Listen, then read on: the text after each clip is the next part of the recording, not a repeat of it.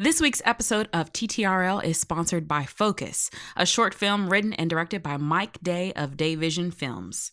After years of working as a reporter for Channel 8 News, Denise Douglas is determined to become the newest face of the station. As she attempts to impress her boss and get a jump on the competition, Denise is confronted with the reality of how racism and sexism often shortchange working Black women. The young reporter must find a way to secure her dream job without compromising her pay and beliefs. Dayvision Films will host a private screening coming this October. Stay tuned on Terra Talks Ryan Listens for your chance to see it before it hits your local film festivals. To stay with the latest news, follow the movie page on Instagram at Focus Short Film. You can also follow Dayvision Films on IG and Facebook. Now let's hop into the show. Hey y'all, welcome back. This is Terra Talks Ryan Listens, TTRL. How are you? Well, not bad. Don't really have any complaints. That's good. It's always a good thing. How are you? I'm all right. Better be. Mm-hmm. So we're just going to start out, as we always do, with kind of what's going on in our lives. And I will say, in terms of my life, this is the 7-year, well, I guess yesterday was the 7-year anniversary of my dad's death. And so, it's always kind of a tough day. It never gets easier. It's one of those things where people say, oh, time heals all wounds. Not really. Time passes and you eventually learn how to walk, breathe, eat, speak, sleep, move on with your life and daily activities. But, that pain doesn't really go away. And, a lot of y'all probably know I'm rewatching Gilmore Girls for like the 20th time. And I just got to that episode where Luke has his dark day and it's the anniversary of his dad's death. And I was like, man, that's, an interesting concept to just completely disappear. Don't talk to nobody. Don't say anything and go off the grid for one day and just deal with your own emotions in your own way, which is tempting, I will say. But I also really like to kind of distract myself and do things on that day. And at first I would say, oh, I can't do anything that day. If people invited me to something, be like, oh, that's the anniversary of my dad's death. Can't go to that event or activity or whatever. But then I was like, no, I should go spend time with family and friends and, live life. And so that's kind of what I do. I do take some time to myself to look at pictures or videos or, listen to music or journal. Actually, I stumbled across this yoga for grief. Yoga with Adrienne is a YouTube yoga instructor, and she has one specifically, like she has a lot of videos that are like for specific things, and she has one for grief. And so that was a part of my routine, but and then of course just crying and whatever else. But also I did a adorable family photo shoot. Shout out to Jess and Andy for allowing us to capture their beautiful family and their little one.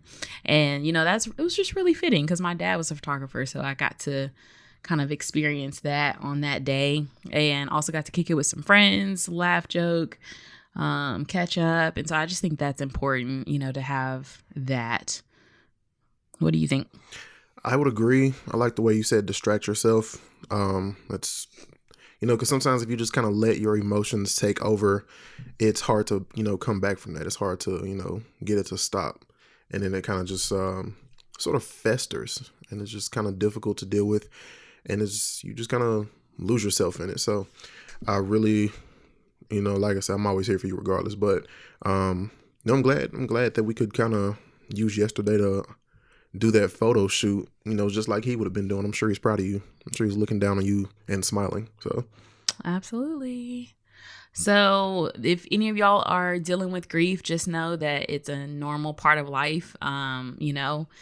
it's one of those things where like when I was a kid and people died, it didn't really affect me, obviously, because I wasn't that close with them. And but as you get older, you do start to lose people who mean the world to you, and it kind of shapes who you are.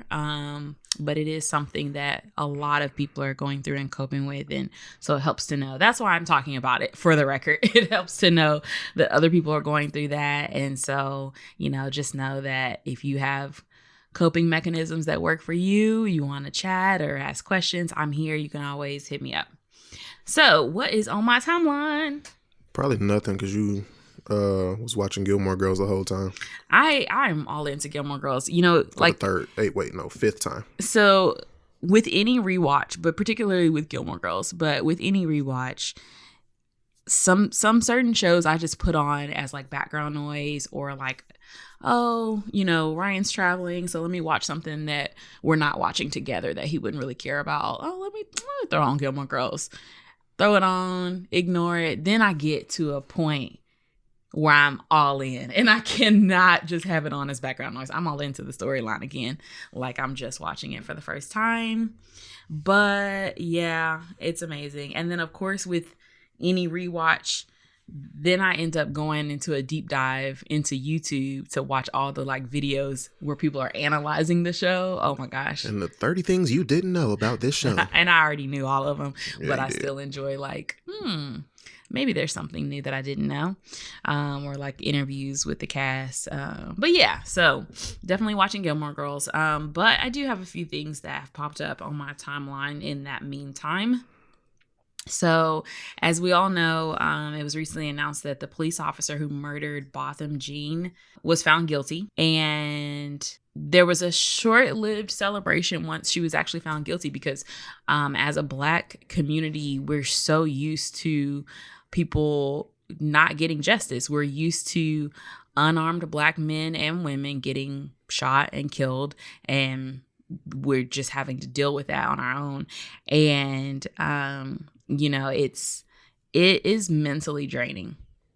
It's mentally exhausting. Like, seriously. So mentally exhausting to the point where I have not even gotten into the story at all. I just decided to stay out of this one. Yeah. I mean, honestly, you have to balance staying informed with protecting your peace and your mental health and not letting it drain you. And I don't think a lot of white people or just non-Black people in general know how mentally taxing that is. It's crazy, because yeah, it's not you and it's not someone you personally know, but it feels like it. And so anywho, like I was saying, we were kind of celebrating the fact that, she was actually found guilty. Wow, shocker. But then immediately kind of hit with the fact that she only got 10 years, which is completely ridiculous. I mean, there are people who get 20 years for selling weed. There's people who, that was a perfect example. I just saw a story the other day where this guy overslept for jury duty and got like 10 days in jail. Wow. Like, it's just ridiculous. Like, the actual American justice system it's not even just a system. Yeah, it's not even a system, because like the way that you can get something in one court and then something else in another court and it's the exact same thing or similar stories, it makes no sense to me. Yeah. I will say, as disheartening as it is that she only got 10 years, I just have to be grateful that it's something. The worst part about that is she probably won't even serve all 10 years. She'll probably get off with 5. She'll probably do like 4. Yeah. I mean, it's just, it's really sad. I mean, the fact that you can walk into someone else's house and kill them and then claim stand your ground laws, like, that's ridiculous. You can't stand your ground. That was not your ground. That was not your house. Like, it was not your home. You were the intruder. And no one can tell me enough how she was tired and overworked and whatever. I'm sorry. Even if on my days where I'm tired and I'm just like, oh crap, that's not even my car. Where you like walk up to the wrong car or something. Yeah, that happens. Like, you realize that something triggers you. So you walked into someone else's house and you didn't notice the decor was different. You didn't notice, like, I mean, That's the whole story is BS. I don't believe that for 1 second. exactly. Like our neighbor has the exact same like full floor plan as us, but their decorations are different. Their house looks different. Like, you know, like Yeah, people's houses have different smells. yes. So if you walk into a house that's not yours, like, what's that smell? Oh, wait, Exactly. this is my house. This is not my house. Like something would instantly trigger. So I'm just like nope. No. Not convinced of that. Then after we kind of were trying to deal with the fact that it was only 10 years, then there was this awkwardness of his brother hugging her, the judge hugging her, and I want to say like the bailiff or someone else. And then the father saying, I'd like to become your friend at some point. The jurors all saying, you know, we think that he would want you to, you know, be forgiven. I mean, it was just really odd. And I'm not going to say, I can't say whether or not the family should forgive her. Like, obviously that part is simply not our business. Yeah, that's up to them. You know, as of course the whole Christian perspective is to forgive everyone, turn the other cheek and all that. But I'm just saying, if someone shot and killed my sister in her own home, I just can't imagine being like, I forgive you immediately. Like I would, like, again, as a Christian, I would eventually work have through to figure out how to do that. Years of therapy. Many years of therapy. And that's if I was able to restrain myself from retaliating. Exactly. So I think forgiveness is for the person. It's not for the other person. It's for you. And so I think for you to be able to heal and move past, you have to forgive someone. But I don't think you got to tell them that you forgive them and hug them and say you want to be their friend. Like, especially not this soon. Yeah, that was just so bizarre. It's just like, it just seemed like everybody took pity on the poor little white woman who has to go to jail. And it was a slap in the face to those of us who were like fighting for, you know, the justice for the family to forgive her. Yeah. And like I said, I don't know what that family went through. No, we can't tell them how to feel. I don't know what they've been doing in the last few months, you know, leading up to the court case and all of this kind of stuff. So, but what I can say is let the family forgive them. What I'm not here for is white people on my timeline saying, yay, they forgave her. See, this is how you should act. Yeah, cut that out. This is Christianity, or this is being a good and white human. People are the last people to be talking about should need to be talking about what Christianity is. Or what being a good human is. And so it's just very frustrating when, you know, one of our friends on my Facebook said, if you think black people are mad about forgiveness, you are missing the whole point. Exactly. And I mean, that is absolutely right, because the point is not whether or not they should forgive her. The point is she should be held accountable. And if you flip that situation and say, had he been the police officer that was tired and overworked and came home and went into the wrong apartment and shot and killed her, would he have gotten 10 years? Absolutely not. Would her family have forgiven him? Absolutely not. And that's the thing. If they be trying to throw his relatives under the jail.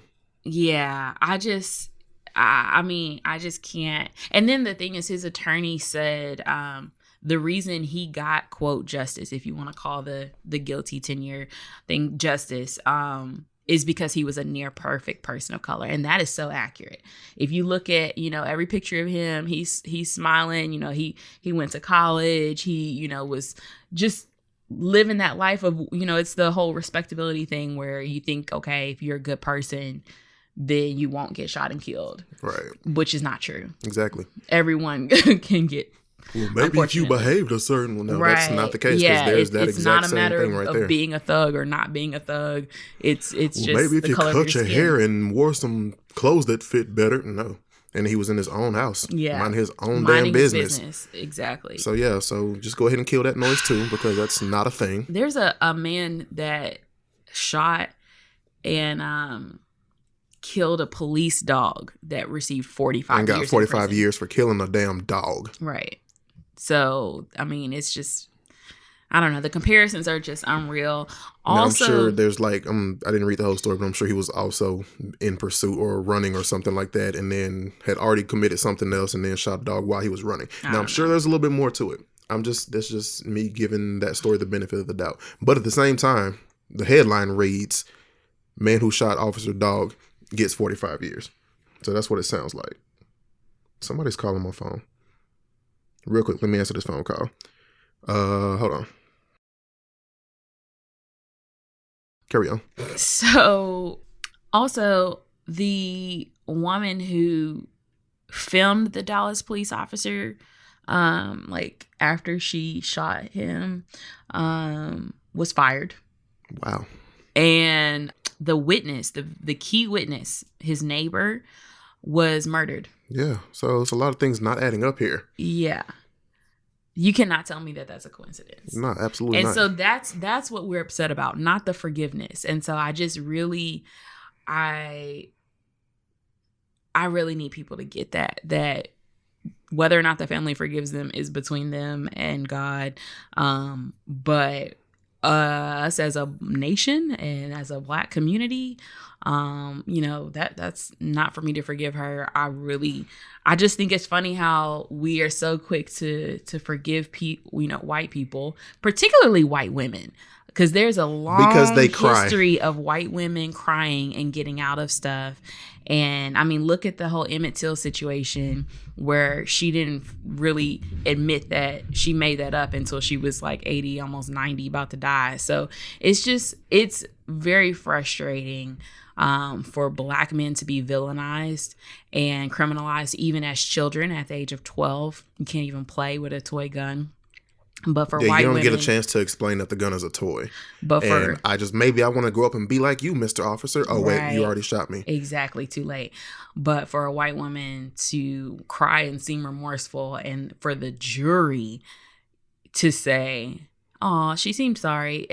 I'm sorry. When did seeming sorry get you out of going to jail? It does not. It does not. Yeah.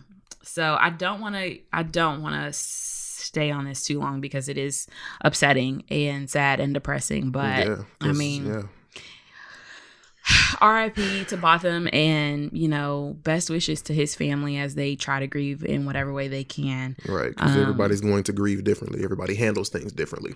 So that's their way of doing that. But dear white America, don't come at us, everybody else, with that. Well, they forgave him. That's not our business. That's their business. Mm-mm. And the story is still. And it's still not adding up. No. It's still extremely suspicious.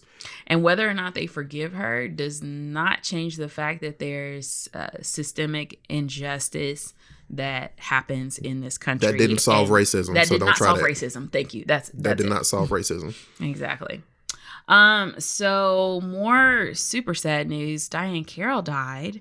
At the age of 84. Yeah, people are leaving this earth. Legends are leaving this earth. She lost her battle with cancer, but she lived a long, wonderful life, and she made a huge impact on so many young Black girls and Black women and just people in general. But I'll just say, that she was a trailblazer. Absolutely. She played Julia, who was a widowed nurse, and this was a groundbreaking role for Black women because, it was one of those situations where you didn't really see Black women on TV other than playing a domestic role. And so for her to have this and be a career woman and to be, a positive role model and not just... And it's no shade to those who played those other roles because that was needed as well. But it's good to see some diversity and to see Black people shown in a positive light. She was the first Black woman to star in a network TV show. Yep. And so, that alone is amazing. People don't understand how big of a deal network TV is. So if you have a TV show on ABC, NBC, or CBS, that is a much bigger deal than it sounds. Like everybody thinks, oh man, they got a show on Comedy Central. Oh, they got a show on whatever other cable network. And I still can't really explain why network television versus cable networks are such a bigger deal. But still, the point is, it's a big deal. It needs to be celebrated. She was also on Dynasty, which is amazing. Dynasty and Dallas, the whole drama soap opera type show, was a very big deal in the 80s, and she definitely killed that role. She also played Mama Burke That's all I was waiting you to get Grey's to. Anatomy. Oh my gosh, y'all know I love Grey's, and I love me some Burke. I mean, I hate the way and the reason that I say Washington left, but absolutely loved Burke, loved Mama Burke. That scene where she shaved off Christina eyebrows, hilarious. But yeah, I mean, it was just amazing. She also was Mama Gilbert, Whitley Gilbert's mom from A Different World. That scene during the wedding when Dwayne broke it up, she said, "Die, just die." I mean, you heard it. She said, "I do." Yeah, don't matter who she said. Don't matter who she said it to. Yeah, I mean, she just was amazing. And then numerous other roles, of course, but I mean, at the end of the day, like I said, her legacy hopefully will just continue to inspire many others. Absolutely. And I know she was a role model for my mom. My mom's a nurse, and so people used to call her Julia. But yeah. So Elizabeth Warren's campaign sent dinner to Bernie Sanders staffers after his heart procedure. Oh, cool. So he canceled like a lot of his, I guess, political campaign tours or whatever you call it, and had to have a procedure. And I just love that, because that just goes to show that the whole like we're all in this together mentality. And you know, because it's 37 people running for the Democratic position. So many. Yeah, it's ridiculous. And so I mean, obviously they have one thing in common, and that's that they all hate Trump and want him out of office, and so they can kind of band together on that. Bernie and Elizabeth have, you know, a lot of similar policies in terms of things like healthcare and education and the student loan crisis, but yeah, so at the end of the day, you know, I like that when it's collegial. Now granted, the comm major in me kind of thinks, obviously, what a nice calculated move for the cameras. Yes, of course, it's gonna look good for her, but she still did it and didn't have to. So, right, absolutely. You know, definitely shout out to them for always keeping the peace, and that I think that's awesome. Speaking of politics, I saw a Monica Lewinsky tweet that said, "I'm willing to take one for the team and give Trump a BJ in the Oval Office." Apparently, that's the only thing that can convince Republicans to impeach. Now, of course, that is a fake tweet, but it's hilarious. It's fake news. Yeah. Yeah, it was hilarious. And it just brought up to my mind a really good point of the fact that I was a kid, but I do remember when Clinton was being impeached, and I remember being like, wait, what did he do? Like, I mean, and then even as an adult, I'm like, wait, whose business was that? Like, you know, I don't know. It's just weird how like the morality of this country is not okay with the president having an affair, but it's perfectly fine with the president being quoted as saying, "Grab him by the you know what." And so yeah, just like right before the election too. Yeah, and so like and then I'm not even gonna list all the other immoral things that he's done or been accused of. And so it's just very bizarre to me how our moral compass. Republicans have no moral compass. It's like they claim to be, oh, it's all about morals and Jesus and blah blah blah, but then they just want to bring everything Trump does and says is the complete opposite. Yeah, they just want to bring up moral stuff if it helps them. Exactly. Yeah. But yeah, I wish it were that simple for Monica Lewinsky to take one for the team. This country got problems. Oh, without a doubt. So I saw on my timeline that a lot of celebrities showed up and showed out for the grand opening of Tyler Perry Studios in Atlanta. Oh, absolutely. And I absolutely love that. Of course, I saw Beyonce's post first. And I just think, it just looks like so much fun. I mean, you got Beyonce. I think this is Tamara Mowry and Anthony Anderson and Taraji, Luda. Who else was on here? Whoopi. It's just Jermaine Dupri. It just looks like a fun event. Tyrese. Samuel. Yes, of course. Samuel. Oh, speaking of the Clintons, Huh. Bill and Hillary were there, of Was that one of course. their daughters? That is not their daughter. I don't know who that is. Anyway. And then Cap was there, just like a lot of people. And so basically it made history because Tyler Perry is now the first African American to own a movie studio, and it's bigger than Warner Brothers. Nice. We're talking 330 acres, 12 sound stages, and those 12 sound stages were dedicated to or named after Oprah Winfrey, Cicely Tyson. Well, Oprah, of course, his BFF, like right. Not a shocker. Cicely Tyson, Whoopi Goldberg, Will Smith, Harry Belafonte, Sidney Poitier, John Singleton. Are you laughing because Sidney Poitier?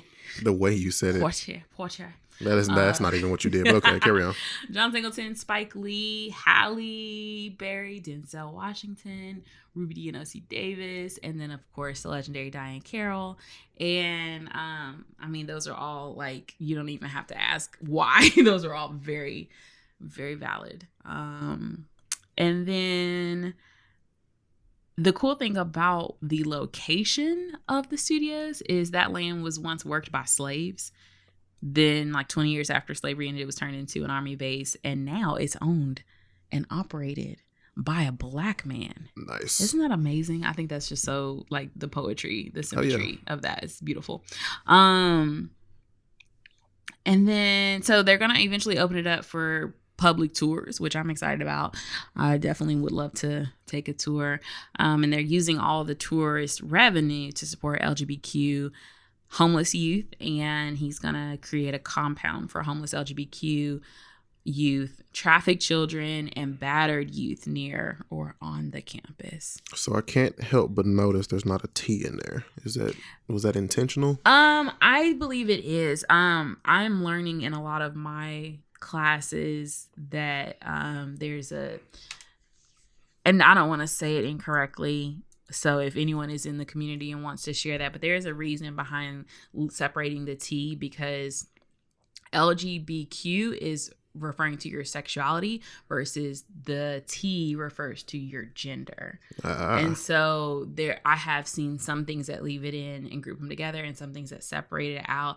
I'm not sure in this case why they separated it out, but I mean, I don't think it was malicious to leave it out.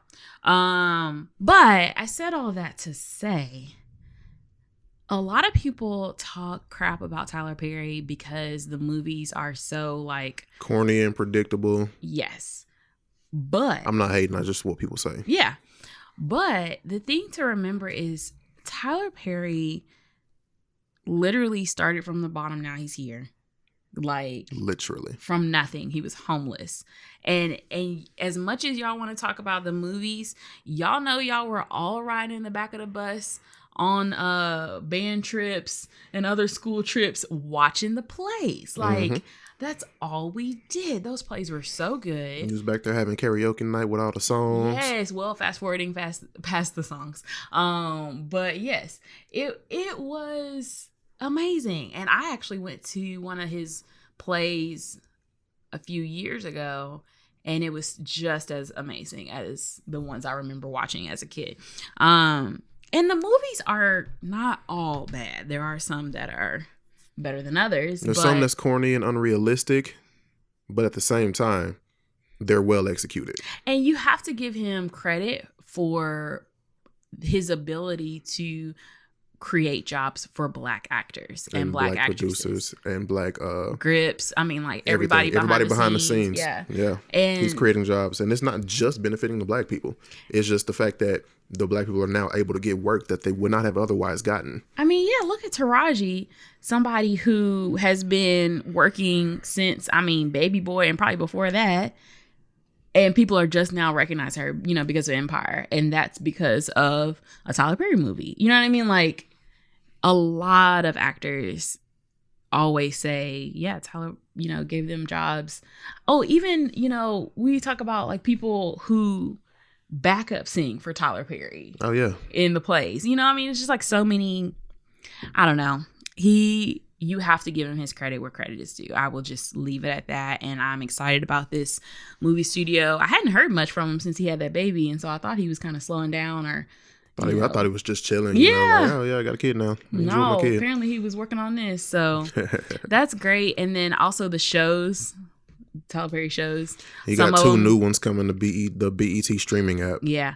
Some of them are corny and some of them are hilarious. Yeah, Meet the Brown. Okay, so while I'm traveling a lot, I generally just keep the TV on either BET or Nickelodeon or ESPNU so I can watch college football.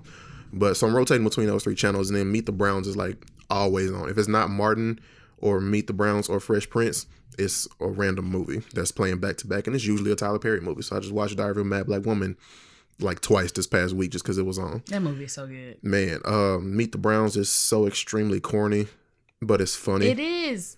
It's funny. It's like there's a lot of cultural things that make its corniness okay. Also, the haves and have-nots. I have not kept up with it. I gotta be honest, even though now I think it is on Hulu. But it used to only be on Oprah Winfrey Network. Yeah, and I didn't have OWN. And I was going to a friend's house to watch it because that's how obsessed I was with it. And then I moved and just stopped watching it. But that show was so good. Like, I don't know. Like I said, I don't know if it's still that good, but it had me hooked. Yeah.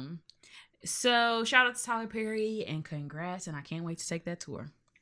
Nice. So the last thing on my timeline, National Transfer Money to Your Daughter Day is October 6th. That's today. That is today.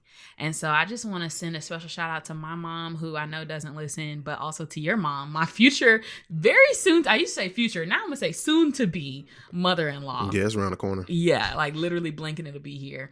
Y'all feel free to hit me up on PayPal, Cash App, Venmo. You can write a check, send it in the mail, whatever you got to do. Message in a bottle. Yeah, because we need help with this wedding, y'all. Yeah. We need help paying for this wedding that y'all been, low-key begging us for the last this y'all wedding. 5.5 years. Let's be real. This y'all wedding. Yeah, this is for y'all. Our moms are the ones that really, really want this. The entire wedding is literally for y'all. Look, we would be at the courthouse. And throw a party afterwards. Yes. And it's just, I feel bad saying we could straight up go to the courthouse now. But we could. After Graham been saying go to the courthouse for the last 5 years. I was like, man, you know what, you right. But, like, we got to do this whole big thing because... Like, it's a whole long story about why I feel like we have to do this whole big wedding. Yeah. But the closer we get and the more stuff we paying for, I really just want to call Grandma and be like, hey, you was right. We just come here, meet us at the courthouse. Yes. Yeah, she could be our one witness. Mm-hmm. But yeah. Anyway, back to National Transfer Money to Your Daughter Day. I just want to say, when I was younger, and by younger, I mean like college, and right after college, like early 20s, struggling, starting out, trying to make it. My mom would transfer money to my account all the time. And I blame you that ended. Because once we moved in together, she was like, oh, you grown. You grown. All right, you good. And so since there's a holiday for it, hopefully she will go ahead and hit me with a Cash App. Because she is quick to send me a Cash App request. When I buy some essential oils from her, she be like, young lady, if you don't give me my $12, I'm like, really? So yeah, National Transfer Money to Your Daughter Day, October 6th. If you got a daughter or if you got a mom, y'all make that transaction happen. And I didn't forget about you, babe. National Transfer Money to Your Sunday is right around the corner, October 13th. Oh, cool. So you go ahead and send your mom that request and see if she hits you up. Yeah, let me see what I can get. Right. I mean, even if it's like $5, she participated. Every little bit helps. Yeah, so I'll take it. I'm sure my mom will do a little bit more. Your mom actually would. My mom would laugh. My mama likes me. But look, you trying to say my mom don't like me? I'm not saying that. That's not what I'm trying to say. Wow. But I'm saying that my mama does like me. My mom loves me. She loves you, of course. But she does like you better. She does like me better. So that's all that I got on my timeline. What you got for obscure news? Honestly, nothing. Word? I couldn't find no story that I found funny enough to read. Everything else is about how these Area 51 stormers kind of failed about that, and then it's a bunch of some Burger King served some woman some raw chicken on a sandwich, and yeah. Other than that, nothing else really just jumped out at me worth talking about. Okay. So let's go straight to questions that need answers. Did you not want to talk about Shaq? Oh, you know what? Yeah, well, let's talk about Shaq instead of the weird news. All right, so my stepdad Derek sent us this. He sent me these two links for the videos about Shaq and Damian Lillard, also known as Dame D.O.L.L.A, having diss tracks going back and forth. What happened was started out with Dame D.O.L.L.A saying some stuff about. He made some comments. I didn't really get into the whole thing. So Dame D.O.L.L.A made some comments. Shaq didn't appreciate said comments. Shaq puts out a diss track. Now, it was immediately described to me as two generations and two different styles of rappers. So it's really not a clear winner because it's just like, apples to oranges kind of thing. It's like you can't compare Ice Cube. You can't compare Ice Cube to Big Sean. Thank you. You can't compare Ice Cube to Big Sean. Now, they're both extremely good. And Shaq can rap. Nobody's really denying that. Dame D.O.L.L.A can rap. Nobody's really denying that either. But I don't really see the point of them exchanging diss tracks. But so the first one was Shaq rapping over a Dr. Dre featuring Eminem and Exhibit beat. So that's your first clue right there. It's like, a generational thing. Because I guarantee you a lot of people who are below the age of 25 probably don't know that song. What's the difference? True. Right. So a lot of people have never heard, that they don't recognize that beat. I immediately was like, hey, that's the jam right there. But a lot of people that's younger than us aren't going to really just know that song and know the importance and the somewhat subliminal message that I noticed in using that beat. So Dame D.O.L.L.A's response was called Rain, Rain, Go Away. So apparently Shaq's first track was a freestyle. Dame D.O.L.L.A's response was called Rain, Rain, Go Away. Now, Rain, Rain, Go Away was actually quite terrible. It wasn't, it was poorly crafted, poorly worded, poorly delivered, and then I just zoned out of it pretty easily. None of the lines really jumped out at me. But then another one came out called Rest My Case. And the album art was a picture of a phone case in the bed. It was kind of funny. So I appreciated the pun there. But yeah, so it was kind of like when Meek Mill dissed Drake, and then Drake dissed Meek Mill, and then Drake dissed Meek Mill again with Back to Back. And Back to Back was Grammy nominated. So it kind of the same thing happened here. The second diss track from Dame D.O.L.L.A was a lot better than the first one. So in my opinion, he really could have kept the first one. He should have just used the second one. But with that said, it raises questions. Since his first one was so dramatically different than the second one, it's one of two things. You know how you get into an argument with somebody and you exchanging insults, and then you kind of lose. And then you think about something 20 minutes later, like, dang, I could have said this and won. It sounds like he thought about it afterwards and was like, oh, wait, I could have said this. Here's a better response. Or it sounds like he know the first one wasn't good enough and he had somebody ghostwrite it for him. Because it is worlds apart. The two Dame D.O.L.L.A diss tracks are worlds apart from each other. So it sounds like they're written by two completely different people. Maybe he was freestyling in the first one and actually sat down and wrote the second one. Or maybe he wrote one or the other. Maybe somebody wrote the bad one. And he was like, no, I could have done better myself. Aside from that, I don't really have any opinions on it. Again, I don't really see the point in them exchanging diss tracks, but whatever. People gonna do what they gonna do. Do you think Shaq is a good rapper? I think Shaq is a decent rapper. He's here's what I will absolutely say. Shaq and Dame D.O.L.L.A are both better rappers than 90% of who's on the charts now. Easy. Shaq got bars, Dame D.O.L.A got bars. A lot of the rappers on the radio do not. So yeah, I will absolutely say they're both better rappers than most people.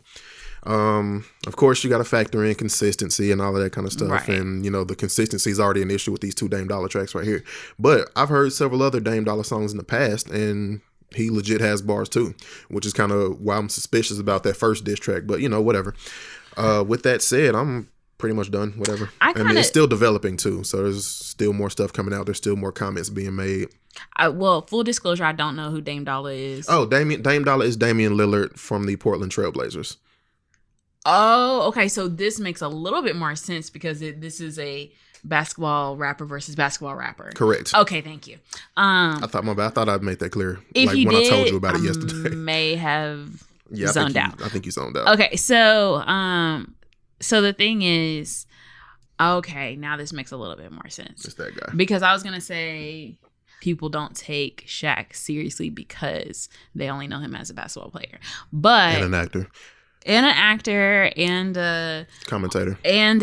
Commentator and a entrepreneur, if you will, because he owns pretty much everything. Everything. He. I mean, you want to talk about franchising? Yeah. I agree with you on the whole like old school versus new school thing. I think that's what it really was. Because Dame D.O.L.L.A had like a trap, not necessarily trap, but you know, a modern hip hop kind of beat. Right. That sounds like Mustard or London on the track, or somebody made it.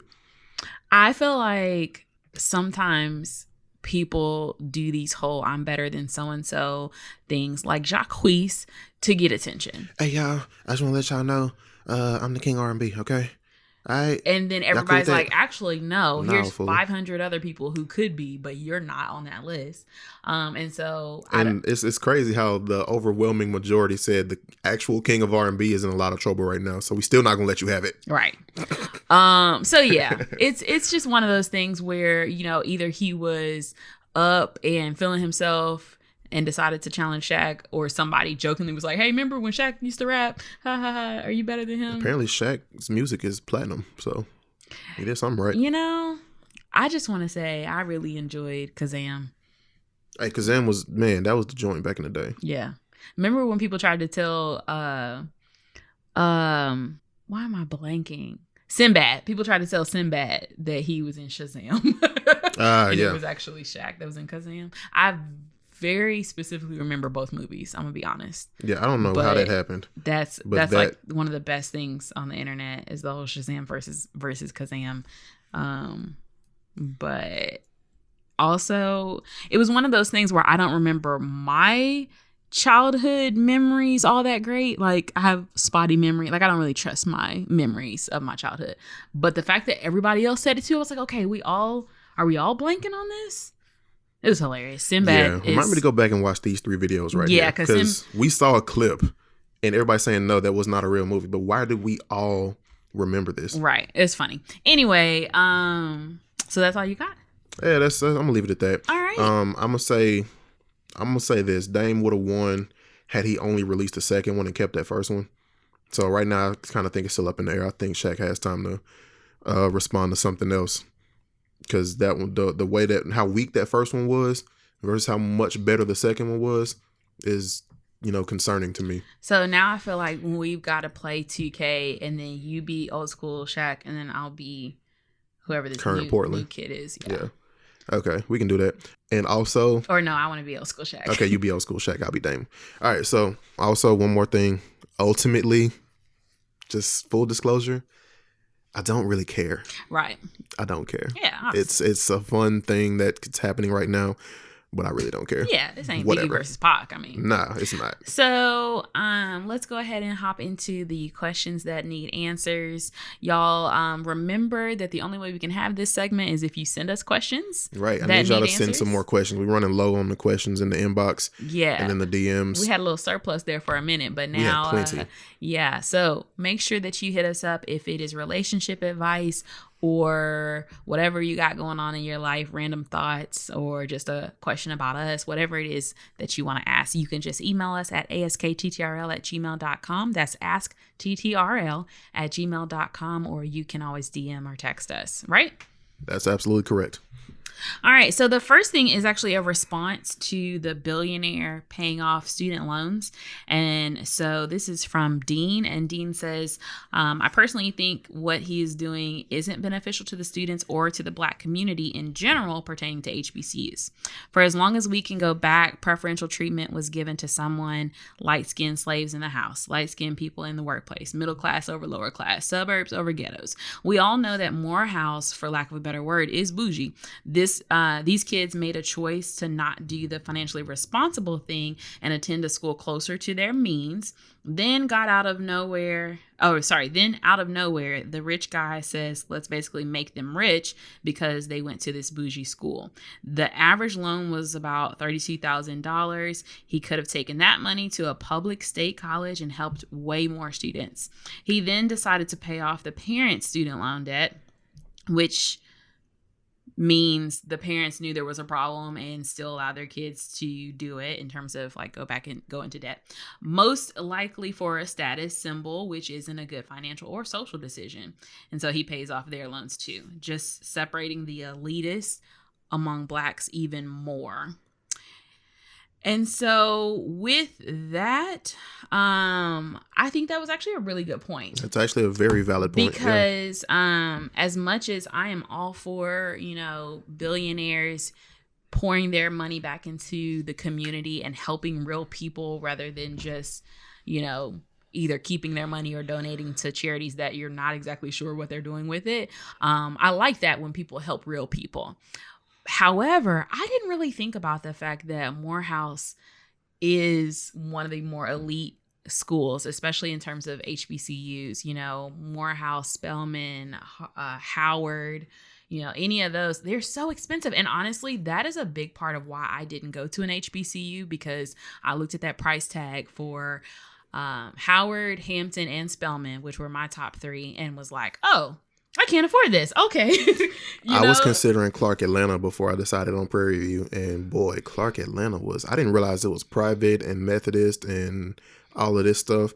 The price tag, because Prairie View was always my first choice, but I was torn between PV and Clark. So I looked at the price tag and I was like, whoa. So on top of buying a plane ticket to get from Texarkana, Texas to Atlanta, Georgia, yeah, I got I passed. Literally, what I think I paid total was less than what a full year would be at Howard. Oh yeah. So just 1 year, you know what I mean? And so it's just one of those things where I'm kind of with you on that, Dean. I mean, it is really, in terms of the student loan crisis, we're not really talking about the other side of it, which is the consumer's part in it, in terms of shopping around and finding a school that is affordable. And so when you have a baby, if you have the means, obviously you should start a 429 or some type of college savings for them.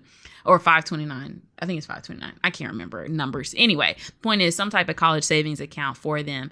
And then if you don't have the means, then you wake up, you blink, and you have a 16, 17, 18-year-old, and then you just say, okay, take out student loans. Cool. How about you also look at how much the schools they're interested in cost? So I'm really with you that it was the parents' responsibility to say, find a more affordable school, maybe don't take out as much student loans, or, try to get scholarships, work study, things like that. And so there is a part to play on that in terms of he's giving this to Morehouse versus there are some public schools, more affordable schools where students really need that support more and could use that leg up more in terms of being a part of either the middle class versus the black elite, the Jack and Jillers, if you will. No shade to them. But there is a black elite class. This is true. There is. And there is, and we're kind of, I won't say we're like at the top, but we're kind of a part of it in a sense that we just even have a college degree. You know what I mean? Like, I definitely acknowledge my privilege in the fact that I was able to go straight to college after high school for all 4 years. Well, for 4.5 years, and didn't have to stop and do any additional things to pay for it. Exactly. So there is something to be said there, and I appreciate you bringing up that point. And this just goes to everyone listening. If you ever have something that you want to say about anything that we discuss, we definitely want to hear from you and love that perspective. So, maybe Robert Smith just did it because that's where he asked to be, the speaker, the commencement speaker for. And he said, okay, I'm going to make this statement, or, we don't know his reasoning behind it. And we also don't know what else he gives money to. Exactly. To be fair, he could also be doing exactly that for several other public schools and even high schools. Right, because we know Luda actually gives scholarships to students every year. Nelly been sending 2 kids to college every year since Hot in Here, I think. Yeah, so there's stuff that people are doing behind the scenes that are helping people that I would say possibly need it more. But again, thanks for sharing your feedback. That's definitely a good point. Absolutely. All right, our next question comes from Jess, and Jess says, how soon is too soon to date a friend's ex? Wow. Okay, so I've always been the type of person where if I break up with a girl and me and this girl break up because it wasn't working, who am I to say that she's not your soulmate to my partner? That's just simply not fair. It's only so many people in the world. Hello. It's like that whole fish in the sea thing. That's not always the case. That's just a generic saying that people say. Yes, there are other fish in the sea, but the ocean is huge. And ain't nobody got time to be trying to... And it may not be your fish. And it might not... Exactly. Or... That might not have been the fish for me. Yeah. You know what I'm saying? Like, it's... And a lot of times, especially if you kind of... I'm assuming this came from a young person because it doesn't happen. It doesn't seem to happen as much when you get older. So I'm assuming this person's either in high school or college or something like that, or just out of college. Especially while you're young, a lot of people date for the wrong reasons. So True. You probably... Like, they probably went after the... Let's say it's, I'm not sure who wrote this or whatever, so I don't know. But let's put it in my point of view. So let's say I'm dating this one girl because she's attractive. She was that girl on campus. She blah blah this, such and such blah blah that. And her friend was really cool too. But her friend, I just kind of overlooked her friend and went for the first girl. Right? Obviously wasn't working out. I'm ready to move on. And the whole time I'm sitting here like, man, I should have went for her friend because her friend we have a lot more in common. We got a lot of the same dreams. And I found all of this out while hanging around both of them. You know what I'm saying? So it's just like, you were literally with the wrong person. Sometimes the person that you're dating is like sort of the segue into, oh, wait, you and my friend will be a lot better fit. Now, it also depends on how deep the relationship got, how long it was, all the stuff that y'all have been through. Some people care if y'all slept together or not. So it's a lot of factors that go into that. So obviously give it some time because I'm never going to be the type of person that says, no, you can't date this girl because I used to date her. You know what I'm saying? I'm not going to do that because who's to say that that's not your soulmate and now you lost your soulmate because your partner dated her? So, that's stupid. So I'm going to say I've done this before. Yeah. So technically you are we're a prime example. You were friends with my ex, one of my exes. In fact, I helped set y'all up, honestly. I don't remember that, but I believe you. You're not going to remember that. You weren't there for that part. But here's the thing. I think it depends on how close the friendship is, how long ago the friendship was, and what season of your life you're in. Because y'all were best friends in what? Middle school, elementary school? High school. Okay, high school. Yeah, it was like early high school, yeah. And we dated freshman year of high school. So right. I'm not going to let that keep me from marrying you now. And right. Like none of us care at this point. He wouldn't care. He would not care at all. I'm sure he's thrilled for us. So. Oh yeah, he would have definitely said something if he was mad. If he was mad, he would have definitely said something. Yeah. So I mean, I and like that's like regardless of where we are in life now, that's still my bro. Like yeah, absolutely, and I still care about him as well.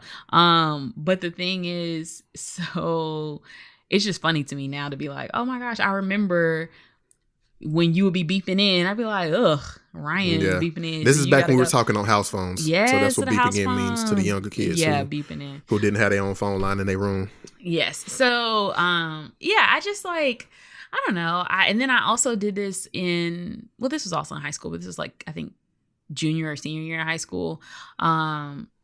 This guy that I wanted to date, he used to date one of my friends. But here's the thing. I use that word friend loosely in this case because we were like only proximity friends. Like we literally waited for the bus together. Like I did not like that girl. She was...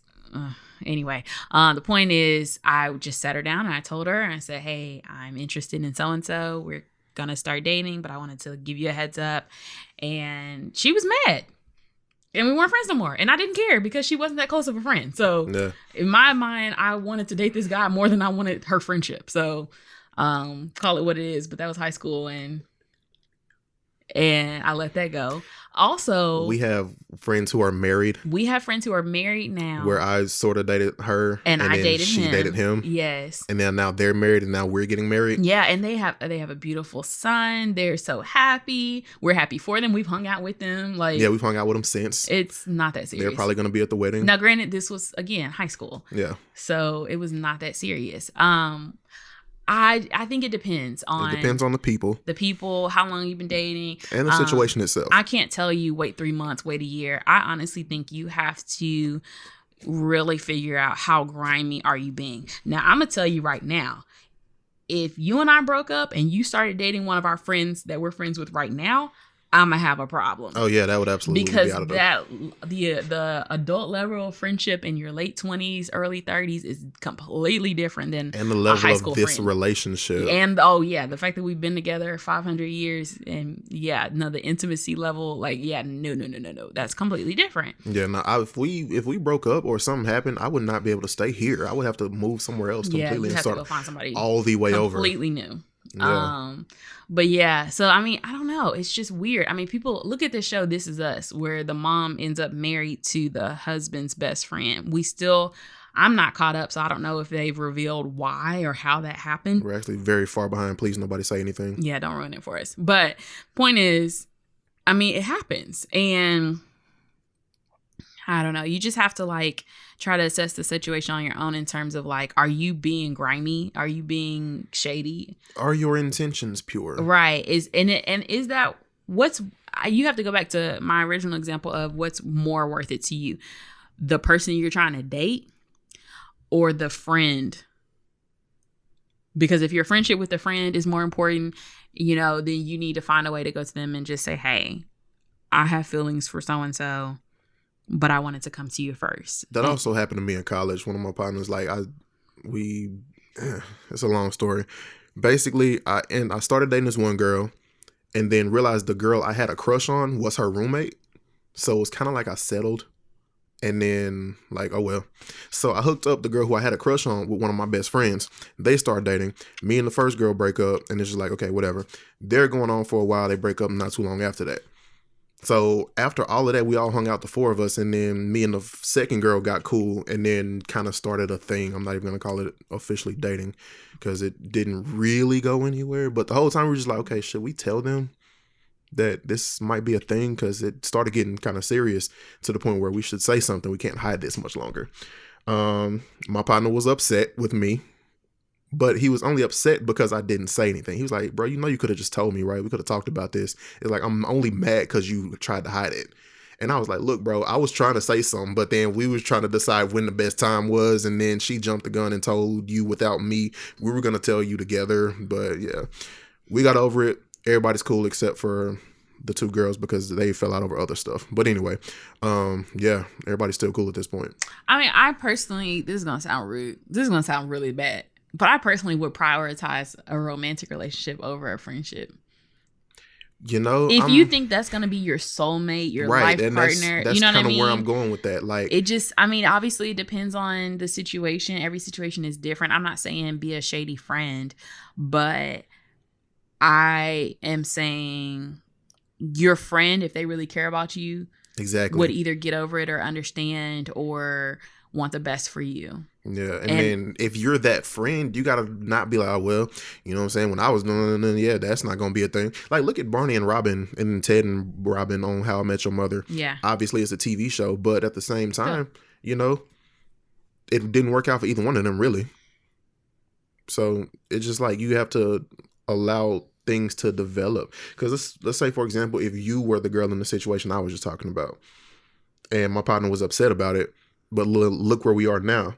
Where, you know what, we were supposed to be together this whole time, and then we just kind of found each other we found each other through each other. Yeah. You know what I'm saying? So I just don't really, but again, it's all about, it does factor into the level of intimacy, the level of friendship. Because sometimes if it's just somebody you cool with and you kind of hung out with them a couple times, then don't be shady about it. Be like, look, bro, I think I'm interested and I want for this to be a thing. And I want to let you know, I don't want to go behind your back. I'm not saying ask permission. I'm saying be upfront about it. So just to answer your question, though, as far as how soon is too soon, I'm going to say give it at least 3 months. If they just broke up, that would be too soon. Yeah, at least 3 months. Alrighty. Thank you, Jess. Like a minimum of 3 months, regardless of the situation. Our next question comes from Luke. And Luke says, I'm a 30-year-old man and I have a friend who is 27 years old. My 57-year-old aunt has a serious crush on him. Wow. Should I tell him? I'm afraid he'll be interested in dating her and make things weird between us, especially if things don't last. What would you do?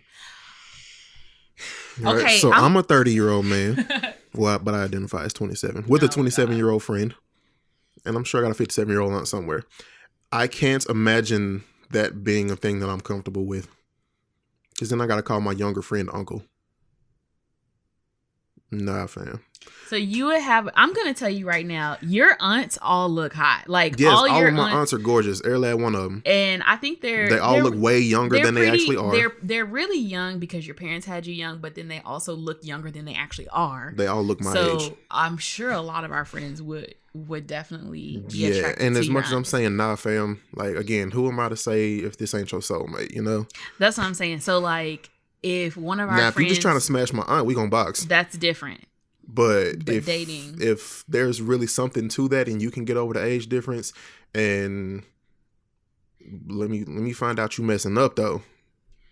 I don't want to have to check you for that. So, you know, I'm gonna say, okay, if it were me, if one of my friends, no, if my aunt had a crush on one of my friends,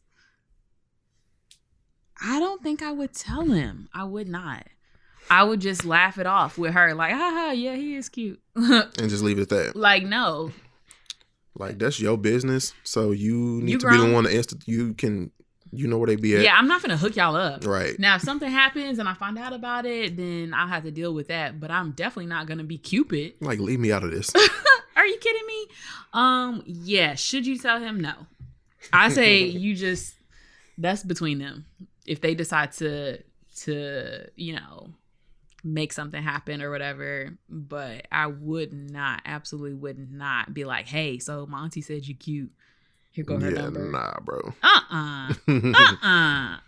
No, thank you. And like I said, I know it's hard because, you lock people in certain roles, but you have to remember that, they're adults. They're adults and people don't always see people certain ways. And like I said, I'm using you as an example because all your aunts are gorgeous and look young, and they all look 12. Yeah, you definitely could potentially have that problem. Mm-hmm. All right, so that wraps up our questions for this week. Thank you so much for the questions and the follow-ups. Remember to shoot us an email if you have a question about your relationship or work or family stuff, or if you just want to ask us a random question. We'd love to hear from you.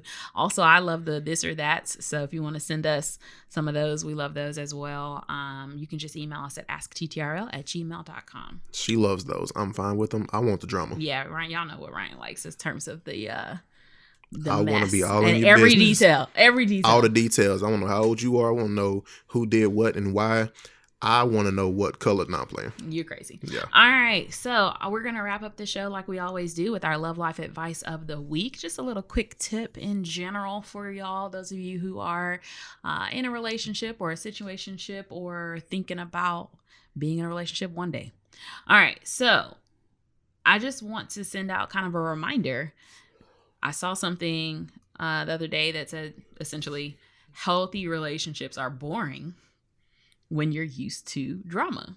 This is a big fact. Isn't that hilarious? Which is why I like the dramatic listener letters. Yeah, that's it. Because you get bored in our boring relationship. Right. We're so, it's boring. I'll say this. I'm used to being in relationships where there was drama. The entire relationship in itself was drama. Like my last somewhat serious thing prior to you and I, the entire situation was drama, and we were never actually officially boyfriend and girlfriend. Like, we claimed each other. We were talking, Like, oh yeah, they talk. Yeah, we talking. Yeah, I talked to her. She talked. Yeah, that was it. She was never actually my girlfriend or nothing like that. But you wouldn't have known it had we not said that. It was always something. She was always accusing me of trying to talk to this other girl on the side who I was not even remotely interested in, beyond regular friendship. And then apparently I was doing the exact same thing to this one guy who was her classmate. And then one of my partners, not necessarily my actual partners, but, people I was cool. We were in college. So, you know what I'm saying? It's like the people who you know and are cool with, fall into that category of your partners. If you cool with them and you been out with them and hung out with them and stuff like that. So there's one guy, and, I wasn't even upset with him, about that, except the fact that he was trying to go behind my back. And I thought she might have been remotely interested in him. And I was upset about that. I was upset about her part in it. I was like, yeah, everybody can like you, but you don't have to, respond. So there was a whole bunch of drama about that, but at the same time, it only made me want her more. So it was just like we were fighting for each other when we didn't even have to. It's like we were just creating problems, I guess, to see who would back down first. I don't know. It was stupid. And that's pretty much been a lot of my past relationships. But then I get here we are. Where we at? We've been together 6.5 years, about to be married, have never once did the whole breakup to makeup thing. Yeah. Like, this is 6 consecutive years nonstop. We going into marriage at this point. Yeah. So I don't remember what drama is like. It's boring because it's just like, I'm not concerned about where you are. Mm-mm. I'm not concerned about who's texting your phone. I've never felt the need to look through your phone in the last 6.5 years. Nope. Ever. The only one time I was remotely curious to see what was in your Pinterest because I wanted to know what I was getting for my birthday. That was literally it, and I didn't even do it. I went and found something else to do. So it's just like, we don't have those problems. I'm out in public all the time. I'm, doing all these, taking pictures at all these events. I'm kind of the guy, according to people. So I get a lot of attention from young women, sometimes even older women. And it's just like, hey, how you doing? That's about it for me. I don't really care to entertain anything because I don't really care what they have to offer because I have what I need. And you know that. And you're perfectly secure in it. Even if I do flirt back from time to time, just for the sake of, she seems cool, why not? You know that it'll never exceed that. It'll never go anywhere past that. And we have that level of trust that I thought was non-existent in a relationship. So yes, this is boring. I agree. So the exact quote was, healthy relationships feel boring to people who are used to relationships filled with toxicity and drama. They are not sure what to do with love that is calm, kind, drama-free, non-toxic, and doesn't require them to constantly make painful sacrifices. And that is so accurate.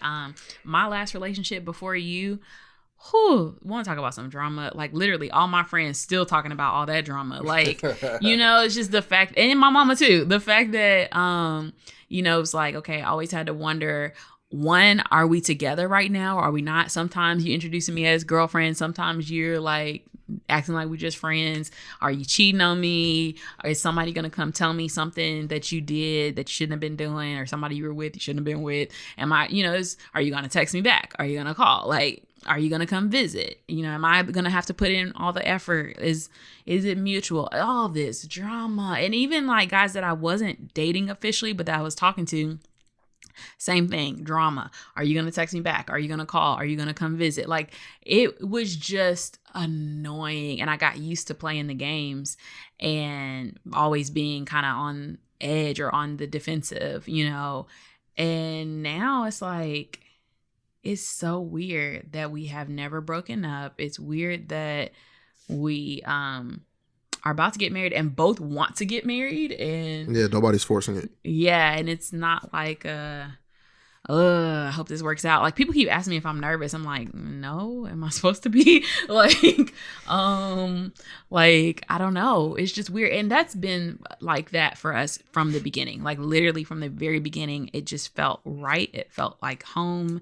And there was no drama. It felt like the answer. Yeah. And so it is weird that I don't ever go through your phone or I don't have that feeling. You know how women be like, I just had a feeling and so I checked and then I found this. That is a real feeling. I know people are like, feel like people are just being messy, but no, you know when something is going on. And I haven't had that. And that is just so, it's weird. It is really weird, but I'm grateful for the boring, drama-free relationship. Absolutely. Where I don't have to wonder where you at, who you with, what you doing. Yeah, it's just, that never even crosses my mind. I don't even have to go there. What I will say, like, I get my kicks out of now, since we're so boring, is when I'm out in public and then somebody's talking to me and then I can tell that they kind of, maybe find me attractive or something. They start asking me those types of questions that lead into those conversations. And it's just like, I'm just answering them all casually. And I'm like, oh, well, yeah, my fiance and I, and their face just drops.